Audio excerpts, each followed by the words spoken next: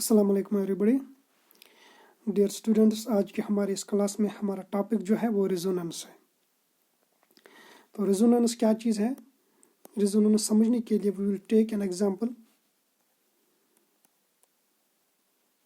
जिस एग्जांपल से हमें ये समझ आएगा कि रेजोनेंस कंसेप्ट क्या है और रेजोनेंस कंसेप्ट का वजूद कैसे आ जाता है। Let's take the example of molecule ozone O3। तो अगर हम इसके लिविंग स्ट्रक्चर्स ड्रा करेंगे, we can draw its living structures like this.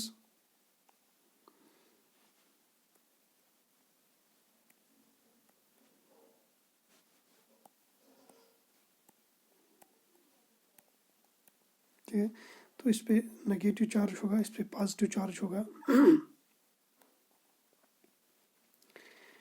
हम ये डबल बॉन्ड जो हम देख रहे हैं कि एक डबल बॉन्ड जो है इन दो ऑक्सीजन्स के बीच में है, ये डबल बॉन्ड हम यहाँ भी दिखा सकते हैं इन दो ऑक्सीजन्स के बीच में, यानी मॉलिक्यूल तो सेम ही रहेगा चाहे आप डबल बॉन्ड किसी भी दो ऑक्सीजन्स के बीच में दिखाएंगे।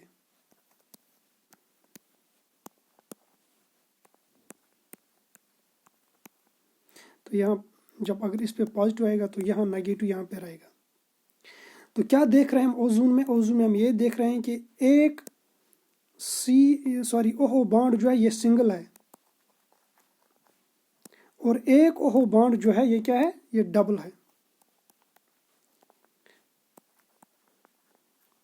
ठीक है, जब एक ऑक्सीजन और ऑक्सीजन सिंगल बॉन्ड बनाते हैं उनका जो लेंथ होता है सिंगल बॉन्ड का वो होता है 148 pm पिकोमीटर्स, और डबल बॉन्ड की जो लेंथ होती है, डबल बॉन्ड लेंथ जो होती है it is 121 picometres.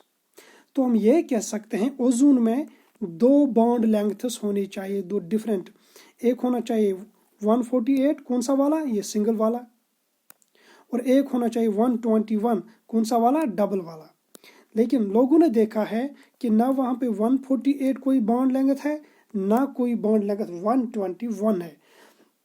The actual bond length in ozone are both the bond lengths are same and these are equal to 128 picometers. दोनों बॉन्ड लेंथ्स क्या थी, वो सेम थी, वो अलग अलग नहीं थी। डबल बॉन्ड की एक, सिंगल बॉन्ड की एक, बिल्कुल बल्कि वो बिल्कुल सेम थी और उनका जो वैल्यू था, मैग्नीट्यूड है, इट इज़ 128 पिकोमीटर्स। तो हम यहाँ से एक बात इस एग्जाम्पल से जो हमने स्टार्ट किया है समझ गए कि जो हमने दो स्ट्रक्चर्स बनाए थे इसको 1 मान लीजिए, इसको 2 मान लेंगे। ना स्ट्रक्चर 1 ना स्ट्रक्चर 2 एक्सप्लेन कर रहा है ओजोन स्ट्रक्चर को एक्यूरेटली, यानी इन दो में से कोई भी इसको एक्यूरेटली रिप्रेजेंट नहीं करता है। ऐसी जगहों के लिए, ऐसे एग्जाम्पल्स के लिए the concept of resonance was given. The concept of resonance was given. तो रेजोनेंस का कंसेप्ट किस लिए वजूद में आ गया? क्योंकि कुछ मॉलिक्यूल्स ऐसे होते हैं जिनका हम कितने भी लिविंग स्ट्रक्चर्स बनाएंगे लेकिन कोई भी लिविंग स्ट्रक्चर एक्चुअल मॉलिक्यूल को एक्यूरेटली रिप्रेजेंट नहीं करता है। यानी जैसे हमने देखा ओजोन को, जब हमने एक्सपेरिमेंटली देखा तो दोनों बॉन्ड लेंथ्स 128 पिकोमीटर्स हैं, दीज आर इक्वल।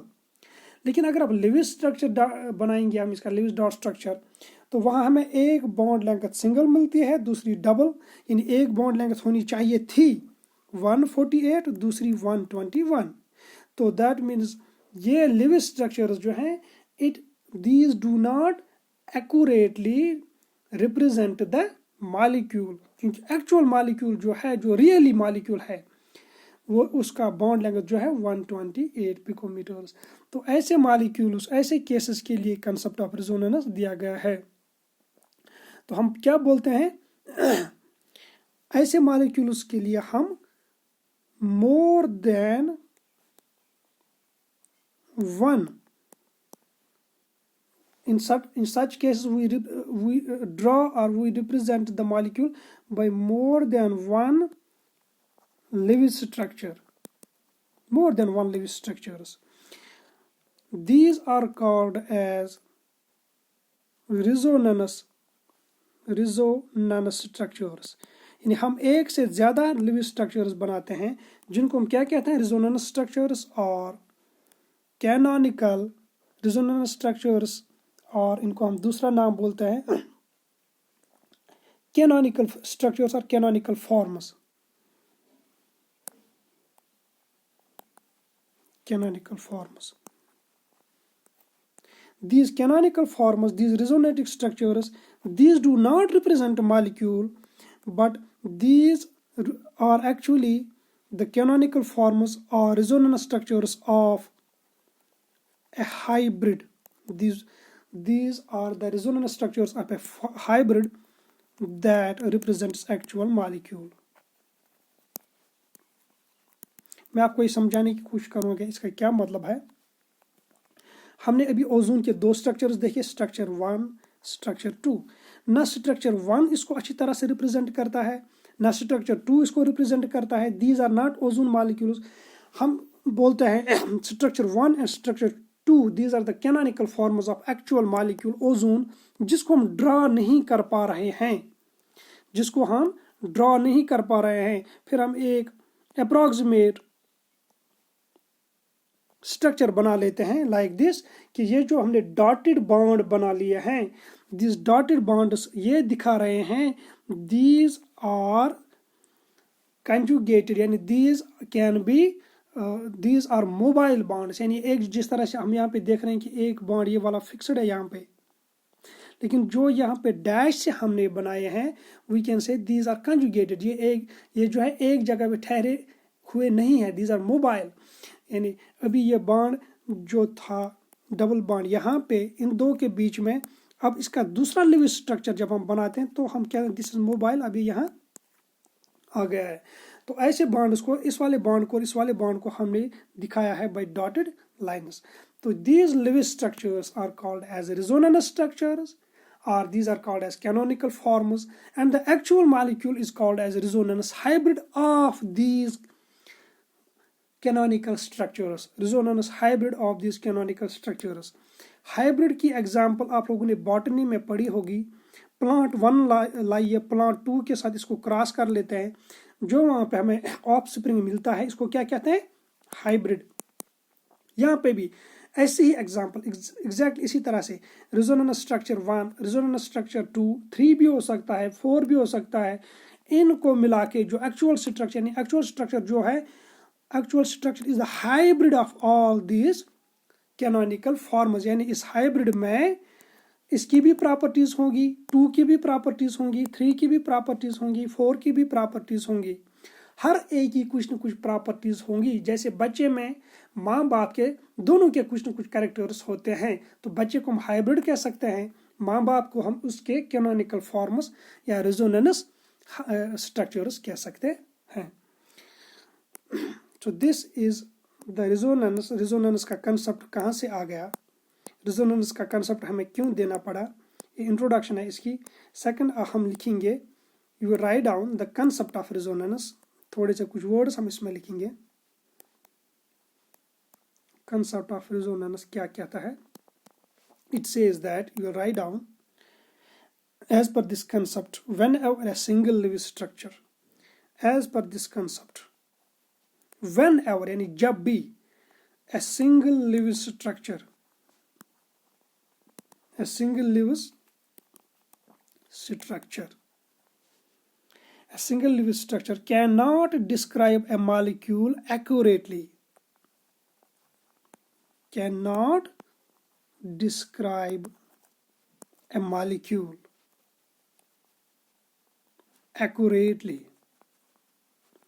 जब भी कभी कभी क्या होता है, एक लिविंग स्ट्रक्चर जो होता है या एक से ज़्यादा लिविंग स्ट्रक्चर ऐसे होते हैं कि वो मॉलिक्यूल को एक्यूरेटली, जब भी कोई मॉलिक्यूल ऐसा होगा कि एक single living structure is not sufficient to describe it accurately, इसकी प्रॉपर्टीज को एक्यूरेटली एक्सप्लेन नहीं कर पा रहा है, उस वक्त हम क्या करते हैं, a number of living structures are taken, एक से ज्यादा, a number of LS living structures are taken, हम एक से ज्यादा लिविंग स्ट्रक्चर्स उस वक्त लेते हैं, these are taken as canonical forms, these are taken है, यानी इनको ही एक से ज़्यादा लिविंग स्ट्रक्चर जो बनते हैं उनको ही हम कैनोनिकल फॉर्म्स या RS रिजोनेटिंग स्ट्रक्चर्स कहते हैं।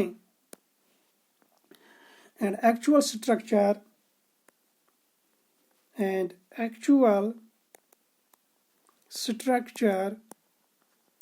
is taken as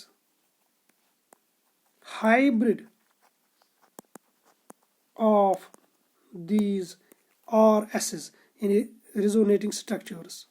मैं फिर से रिपीट करता हूँ, ये कंसेप्ट क्या बोल रहा है? As per this concept whenever a single living structure can not describe a molecule accurately, कुछ मॉलिक्यूल्स ऐसे होते हैं जिनमें एक लिविंग स्ट्रक्चर अच्छी तरह से मॉलिक्यूल को एक्सप्लेन नहीं कर पा रहा है उसकी प्रॉपर्टीज को।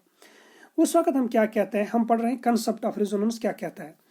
The concept of resonance says that at that time what we do, we draw more than one living structures, जिनको हम कहते हैं कैनोनिकल फॉर्म्स या कहते हैं इनको RS resonating structures. And the actual molecule जो होता है it is considered or taken as hybrid of these resonating structures। तो यहाँ पे जहन में याद रख लीजिएगा, ना resonating structures हम अच्छी तरह से इसकी प्रॉपर्टीज एक्सप्लेन कर रहे हैं, जो एक्चुअल मॉलिक्यूल होता है उसको हम रेजोनेंस हाइब्रिड कहते हैं। हम ये रेजोनेंस हाइब्रिड भी नहीं जानते हैं, इसका स्ट्रक्चर भी हम नहीं जानते हैं, लेकिन हम बनाने की कोशिश करते हैं। बहुत अच्छी तरह से समझ लीजिए, हम रेजोनेटिंग स्ट्रक्चर्स अच्छी तरह से बनाते हैं, लेकिन रेजोनेटिंग स्ट्रक्चर्स वो मॉलिक्यूल एक्चुअली नहीं होते हैं। एक्चुअली जो मॉलिक्यूल होता है उसको क्या कहते हैं? Resonance hybrid. और ये रेजोनेंस हाइब्रिड भी हम इसकी स्ट्रक्चर भी हम नहीं जानते हैं। उस दिन की एग्जांपल फिर लेते हैं आपको समझाने के लिए ये पॉइंट। इस वक्त हम नॉन बॉन्डिंग इलेक्ट्रॉन्स नहीं दिखाएंगे, जल्दी से इसको ड्रॉ करेंगे। ये जो रेजोनेटिंग स्ट्रक्चर्स है, these are separated from each other by this double headed arrow. Double headed arrow जब भी आएगा, this is resonance, it indicates the molecule, the structures are resonating structures। देखिए ये resonating structure 1 है, ये 2 है, ना ये मॉलिक्यूल एक्चुअली है ना ये मॉलिक्यूल एक्चुअली है। हम कहते हैं एक्चुअल मॉलिक्यूल जब वो इन दो का रेजोनेंस हाइब्रिड है तो हम इसको इस तरह से बनाने की कोशिश करते हैं, हम इसको बोलते हैं रेजोनेंस हाइब्रिड। लेकिन याद रखिएगा, ये हम सिर्फ बनाते हैं समझाने के लिए, एक्चुअली क्या यही है या किसी और तरह से ये होगा ये हम नहीं जानते हैं। ये हम सिर्फ बनाते हैं इस तरह से एक्सप्लेन करने के लिए, लोगों को समझाने के लिए, स्टूडेंट्स को समझाने के लिए, टीचर्स को समझने के लिए कि ये रेजोनेंस हाइब्रिड है। लेकिन याद रखिए, अगर आपसे पूछा जाएगा क्या रेजोनेंस हाइब्रिड का स्ट्रक्चर एग्जैक्टली यही है, तो आंसर नो है, क्योंकि वो एग्जैक्ट स्ट्रक्चर हमें मालूम नहीं है। We just try to draw it to explain ourselves कि किस तरह से बॉन्ड मौजूद है। ये डॉटेड स्ट्रक्चर समझ लीजिए आधा बॉन्ड है, और ये कंप्लीट सॉलिड लाइन मान लीजिए एक बॉन्ड है। तो समझ इस तरह से जैसे 1.5 बॉन्ड हो गया ये। तो इसी 1.5 बॉन्ड की वजह से फिर आ जाता है हमारा लेंथ कितना है, 148 और 121 के बीच में। ये सिंगल बॉन्ड लेंथ है, सॉरी ये डबल बॉन्ड लेंथ है और ये सिंगल बॉन्ड लेंथ है। तो इन दो के बीच में जब 1.5 बॉन्ड बनेगा तो 128 जैसे इनके बीच में कुछ आएगा। Hope you understand it, the concept of resonance. उसके बाद आप लिखेंगे कैरेक्टरिस्टिक्स या कैरेक्टर्स ऑफ रेजोनेटिंग स्ट्रक्चर्स। ये रेजोनेटिंग स्ट्रक्चर्स जो है इनके कैरेक्टर्स।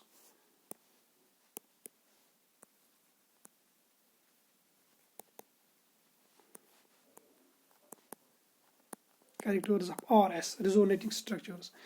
पहला यह है कि पोजीशन, इनका पहला कैरेक्टर क्या है? जितने भी आप रेजोनेटिंग स्ट्रक्चर्स बनाएंगे, position of nuclei is same.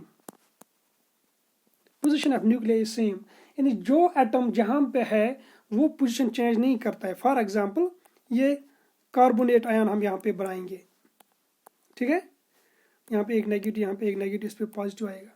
तो कार्बोनेट आयन जब हम यहाँ पे बना लेते हैं तो हम पोजीशन ऑफ न्यूक्लियस चेंज नहीं करते, यानी अभी कार्बन यहाँ सेंटर में, इसको लाएंगे एंड पे, बीच में लाएंगे ऑक्सीजन इस तरह से।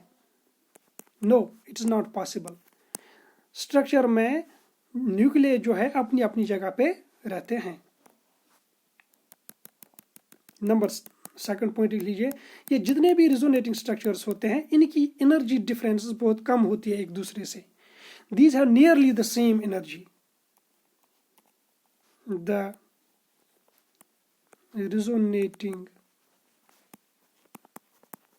structures have nearly the same energy. इनकी एनर्जी तकरीबन सेम होती है, यानी थोड़ा सा डिफरेंस होता है डिफरेंट रिजोनेटिंग या कैनोनिकल फॉर्म्स में. जो एनर्जी डिफरेंस होता है वो कम होता है, लेकिन एनर्जी डिफरेंस जरूर होता है. एंड थर्ड पॉइंट, ये जो बॉन्डिंग इलेक्ट्रॉन्स हैं, नॉन बॉन्डिंग इलेक्ट्रॉन्स हैं, these are same.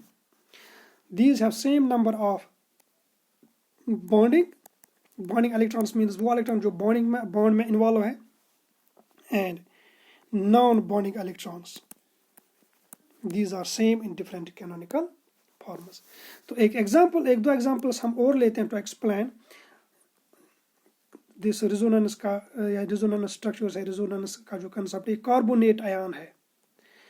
Usually exam में पूछे जाते हैं, draw the resonating structures of this few molecules. इसके कैनोनिकल फॉर्म्स हम बनाएंगे. ये कार्बन इसके बीच में सेंटर में रहता है, ऑक्सीजन.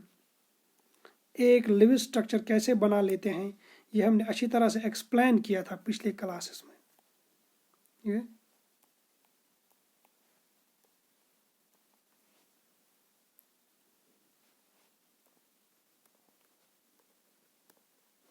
यहाँ पे हम लिविज स्ट्रक्चर फिर से एक्सप्लेन नहीं करेंगे कैसे बनाते हैं, हम सिंपली ड्रा करेंगे इनको. फिर नेगेटिव चार्ज कहाँ पे आता है, पॉजिटिव चार्ज कहाँ पे आता है, ये भी हमने एक्सप्लेन किया था. इस पे नेगेटिव, इस पे भी नेगेटिव. अब ये डबल बॉन्ड जो इस कार्बन और इस ऑक्सीजन के बीच में है, यही डबल बॉन्ड जो है ये अब इसके बीच में आएगा. किसके? इस कार्बन और इस ऑक्सीजन के बीच में. फिर यही डबल बॉन्ड जो है यहाँ पे आएगा इस कार्बन और इस ऑक्सीजन के बीच में. तो बस बाकी सारी चीजें सेम रहेंगी. Hope you understand it. अब डबल बॉन्ड यहाँ पे आएगा. नंबर ऑफ इलेक्ट्रॉन्स जिस तरह से पहले स्ट्रक्चर में है वो 2 में भी आप दिखाएंगे. इसी तरह से अब यही डबल बॉन्ड यहाँ पे आ जाएगा. इस वक्त मैं नंबर ऑफ इलेक्ट्रॉन्स नहीं दिखा रहा हूँ, चार्ज भी नहीं दिखा रहा हूँ. जो हमने पहले स्ट्रक्चर में दिखाई वो इनमें भी होगा. ये थर्ड है. These are resonating structures. फिर हम लास्ट पे एक स्ट्रक्चर बनाते हैं, जहाँ जहाँ से डबल बॉन्ड गुजरा है वहाँ से हम डॉटेड लाइन डालते हैं. दैट मीन्स कि एक जो मोबाइल या कंजुगेटेड बॉन्ड एक है, डिलोकलाइज्ड बॉन्ड जो है. डिलोकलाइज्ड मीन्स जो एक जगह पे ठहरा हुआ बॉन्ड नहीं है. यहाँ पे जो ये डबल बॉन्ड है, ये डबल बॉन्ड जो है इनमें से एक बॉन्ड ये ठहरा हुआ एक जगह पे नहीं है. अभी यहाँ पे है, फिर यहाँ पे है, इसको कहते हैं डिलोकलाइज्ड बॉन्ड. फिर यहाँ पे है, ये बॉन्ड आ जाता है, भाग जाता है यहाँ पे. तो दिस इज डिलोकलाइज्ड बॉन्ड. तो ये जो डिलोकलाइज्ड बॉन्ड होता है उसकी जगह हम क्या दिखाते हैं? उसकी जगह हम डॉट बॉन्ड दिखाते हैं. It will be like this. ये यहाँ भी आ गया था और ये यहाँ भी आ गया था. इसको हम कहते हैं रिजोनेंस हाइब्रिड. लेकिन मैं फिर रिपीट करता हूँ कि क्या रिजोनेंस हाइब्रिड का स्ट्रक्चर यही है? हम कहेंगे नो, क्योंकि इसका एग्जैक्ट स्ट्रक्चर हम नहीं जानते हैं. ये सिर्फ हम बनाने की कोशिश करते हैं to explain it to ourselves. एक और एग्जांपल ले लो कार्बन डाइऑक्साइड की. ये कार्बन डाइऑक्साइड मॉलिक्यूल है जिसको मैंने हमेशा किस तरह से बनाया है? सी कार्बन बीच में, 2 साइड में से डबल बॉन्ड. ठीक है. डबल बॉन्ड की जो लेंथ होती है, सी और डबल बॉन्ड की लेंथ वो देखा गया है, it is 121 picometres. That means ये भी 121 पिकोमीटर होना चाहिए ये बॉन्ड, और ये बॉन्ड भी 121 पिकोमीटर्स होना चाहिए. लेकिन देखा गया है कि कार्बन डाइऑक्साइड के दोनों बॉन्ड्स होते हैं, दोनों CO बॉन्ड्स एक्चुअली होते हैं 115 पिकोमीटर्स. अगर हम कार्बन और ऑक्सीजन के बीच में एक ट्रिपल बॉन्ड बनाएंगे, इसकी लेंथ देखी गई है 110 पिकोमीटर्स. मैं फिर से रिपीट करता हूं, अगर CO डबल बॉन्ड होगा, क्या होगा? CO डबल बॉन्ड, तो लेंथ कितना है? 121. अगर CO ट्रिपल बॉन्ड है तो लेंथ कितना है? 110. लेकिन कार्बन डाइऑक्साइड में पाया गया है ना 121 है ना 110 है, इट इज 115 एग्जैक्टली इन दो के बीच में। तो यहाँ से ये चीज़ हमें मालूम चल दी कि ये इसका एक्चुअल स्ट्रक्चर नहीं है। जब ये एक्चुअल स्ट्रक्चर नहीं है तो बताइए क्या करेंगे, we draw the resonating structures. Resonance concept यही कह रहा है कि when there is no live structure, यानी कोई भी एक लिव स्ट्रक्चर अच्छी तरह से एक्सप्लेन नहीं कर पा रहा है लिव स्ट्रक्चर, तब हम एक से ज़्यादा बना लेते हैं। तो यहाँ पे भी हम वही चीज़ कर लेते हैं, कार्बन डाइऑक्साइड की एक स्ट्रक्चर में हम इसका एक ट्रिपल बॉन्ड बना लेते हैं, इस पर नेगेटिव चार्ज डाल देते हैं, इस पर पॉजिटिव चार्ज, ठीक है। इसी का दूसरा अब ये ट्रिपल बॉन्ड आ जाएगा दूसरे कार्बन दूसरे ऑक्सीजन के साथ, इस पे पॉजिटिव वगैरह चार्ज हम दिखाएंगे, नंबर ऑफ बॉन्डिंग या नॉन बॉन्डिंग इलेक्ट्रॉन्स जो है यहाँ पे है वही यहाँ पे भी है। And then we draw the resonating structure. वो क्या है, देखो डबल बॉन्ड यहाँ पे डबल बॉन्ड है और एक मोबाइल बॉन्ड जो है, और एक मोबाइल यहाँ पे भी इसी तरह से है, मोबाइल डबल बॉन्ड है और ये मोबाइल ये बॉन्ड जो है अभी यहाँ पे मोबाइल हो गया है, यानी डिलोकलाइज हो गया। तो हम इसको डिलोकलाइज करके पहले ये बनाएंगे, दो बॉन्ड्स यहाँ पे डिलोकलाइज हो गए हैं, तो हम दो डॉटेड लाइंस डालेंगे। Hope you understand it. थोड़ा सा इसको फिर से बनाऊंगा अच्छी तरह से। यहाँ पे हमारे मॉलिक्यूल में दो डॉटेड लाइंस, इस तरह से ये कार्बन डाइऑक्साइड का स्ट्रक्चर हमारे पास बन जाता है। So we can say these are the these canonical structures, resonating structures of carbon dioxide।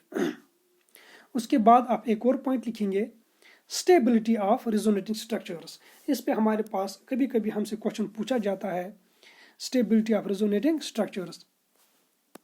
यहाँ पे कार्बन डाइऑक्साइड में हम एक और स्ट्रक्चर लिखना भूल गए, इसका तीसरा स्ट्रक्चर भी है रिजोनेटिंग स्ट्रक्चर, वो हम नीचे बनाएंगे। रिजोनेटिंग स्ट्रक्चर थर्ड यहाँ पे बनाएंगे, ये पहला है 1, ये दूसरा है 2, अब थर्ड जो है जिसमें कार्बन और ऑक्सीजन के बीच में डबल बॉन्ड होते हैं, ये थर्ड है, ठीक है। और ये फोर्थ जो मैंने बनाया है जिसको हमने एज रिजोनेंस हाइब्रिड दिखा दिया है। तो लिख लीजिए आप स्टेबिलिटी ऑफ कैनोनिकल फॉर्म्स। अब जितने भी कैनोनिकल फॉर्म्स हैं इनकी स्टेबिलिटी पे हमसे क्वेश्चन पूछा जाता है अक्सर, और ये इंपॉर्टेंट है हमारे लिए जानना, stability of resonating structures.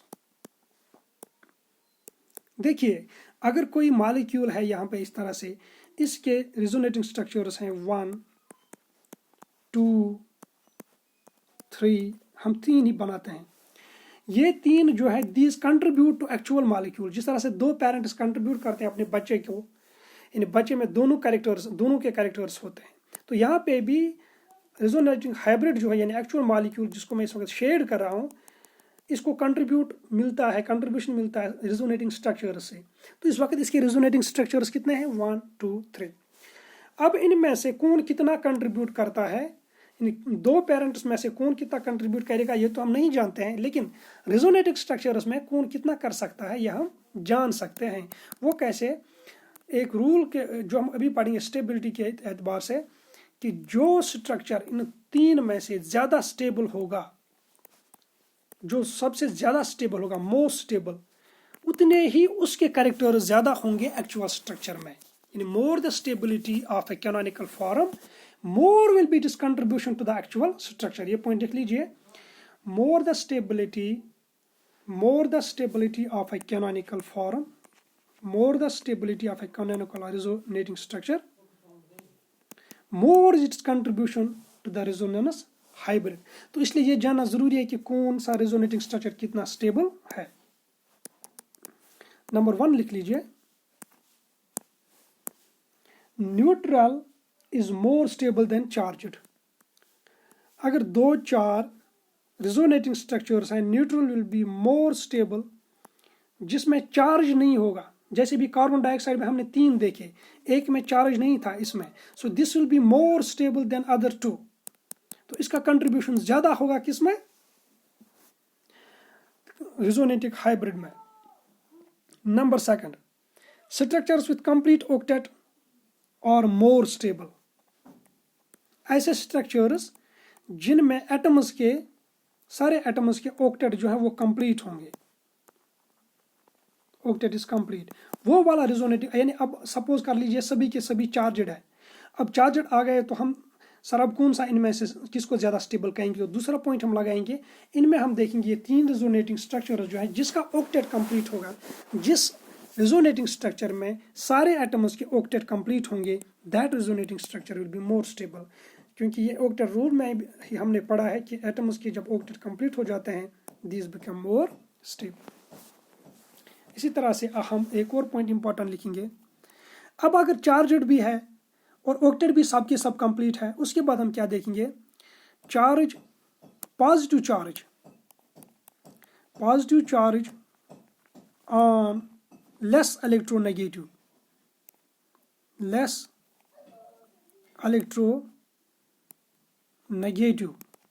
And negative charge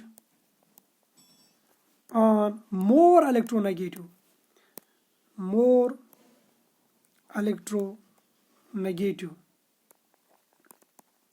is more stable। ये देखिए इसका क्या मतलब है। सपोज कर लीजिए हमारे पास कार्बन और ऑक्सीजन है, oxygen is more electronegative, carbon is less electronegative. तो मोर इलेक्ट्रोनेगेटिव पे अगर नेगेटिव चार्ज है और लेस इलेक्ट्रोनेगेटिव पे पॉजिटिव है, जो नेचुरल प्रोसेस है, क्योंकि मोर इलेक्ट्रोनेगेटिव मीन्स इलेक्ट्रॉन खींचने की टेंडेंसी ज़्यादा है। और दूसरा स्ट्रक्चर इसमें रिवर्स है, मोर इलेक्ट्रोनेगेटिव पे पॉजिटिव आ जाता है और लेस इलेक्ट्रोनेगेटिव पे नेगेटिव आ जाता है। यानी नेचर के खिलाफ हो गया यहाँ पे स्ट्रक्चर सेकंड में। क्यों, नेचर तो यह कह रहा है कि मोर इलेक्ट्रोनेगेटिव पे नेगेटिव चार्ज आना चाहिए, लेस इलेक्ट्रोनेगेटिव पे पॉजिटिव आना चाहिए, लेकिन स्ट्रक्चर 2 में ये उल्टा हो गया है। तो हम उस वक्त ये कहेंगे this structure 1 is more stable, because इसकी चार्ज सेपरेशन जो हुई है it is as per natural, यानी मोर इलेक्ट्रोनेगेटिव पे आ गया है नेगेटिव और लेस पे आ गया है पॉजिटिव। उसके बाद आगे आप लिखेंगे रेजोनेंस एनर्जी।